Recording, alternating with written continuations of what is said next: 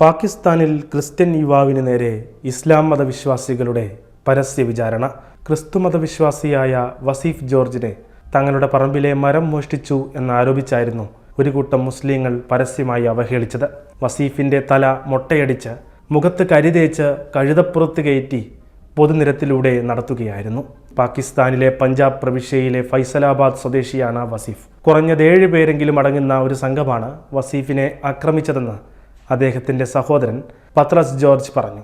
ഈ സംഭവം നടന്ന ശേഷം തൻ്റെ സഹോദരൻ കടുത്ത വിഷാദത്തിലാണെന്നും അദ്ദേഹം ജീവൻ അവസാനിപ്പിക്കുമെന്ന് പറയുകയാണെന്നും പത്രസ് പറയുന്നു.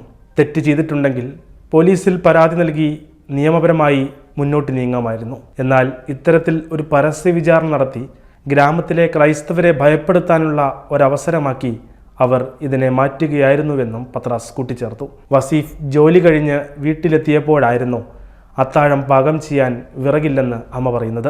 ഇതിനായി വിറക് ശേഖരിക്കാൻ പോകവെയായിരുന്നു വസീഫിന് നേരെ ആക്രമണമുണ്ടായത്.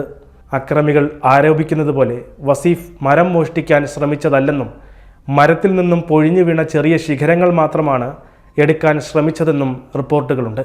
എൻ്റെ സഹോദരന് നേരെ നടന്ന മനുഷ്യത്വരഹിതമായ പ്രവൃത്തിക്ക് ഗ്രാമം മുഴുവൻ സാക്ഷിയാണെന്നും സംഭവത്തിൻ്റെ ദൃശ്യങ്ങൾ മൊബൈൽ ഫോണിൽ പകർത്തരുതെന്ന് അക്രമികൾ മുന്നറിയിപ്പ് നൽകിയതിനാൽ ആരും തന്നെ ഫോൺ കയ്യിലെടുക്കാൻ പോലും ധൈര്യപ്പെട്ടിരുന്നില്ലെന്നും പത്രാസ് വെളിപ്പെടുത്തി.